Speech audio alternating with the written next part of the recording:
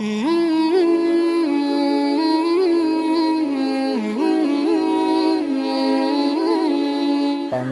باید د کارولو په مهال په تیلو غوړ نشي. هغه الرجي چې پلاستیکي شیانو لکه بار مصرفه پلاستیکي دستکشي، توپ، بنداژ، کنډوم او نورو سره حساسیت ولري کیدای شي منظم کنډوم ونشي کارولی،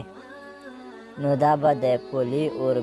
اوریتان کنډومونه کارول وي چې دا له یو ډول کیمیاوي موادو یعنې پولي اوریتان څخه جوړ دي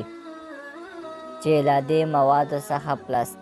پلاستیکونو او پلاستیکي شیانو په جوړولو کې کار اخیستل کیږي، او همداشان کیدای شي دوی د حیواناتو د مثانې او د کولمو له پوټکو څخه جوړ کنډوم وکاروي چې دا د عادي کنډومونو پرتله خورا ګران او نازک دي. د جمع په وخت کې د حساسیت لرل د هغه جوړو لپاره یو عامه اندېښنه ده چې د امیدوارۍ د مخنیوي لپاره کنډوم کاروي. ځینې جوړې ادعا کوي چې د جنسي اړیکو په مهال د لیټکس کنډومونو د عنقو یا اغزو د لرلو له امله د خوښۍ او خوند سبب کیږي. کنډومونه باید د کارولو پر مهال په تیلو غوړ نشي، بلکې باید په اوبو لوند شي. پر تیلو د کنډوم غوړول ممکن د کنډوم د لیټکس موادو له انحطاط لامل شي،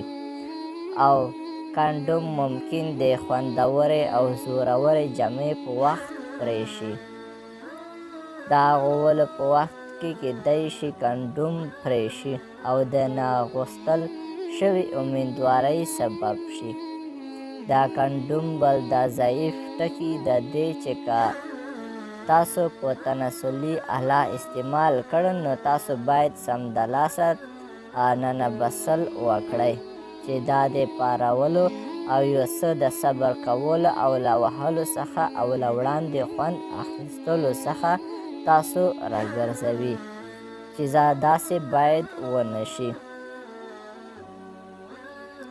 همدا شیان د انزال وروسته نارینه باید د غم له جنګړېدلو او ګږېدلو مخکې کنډوم زر وباسي،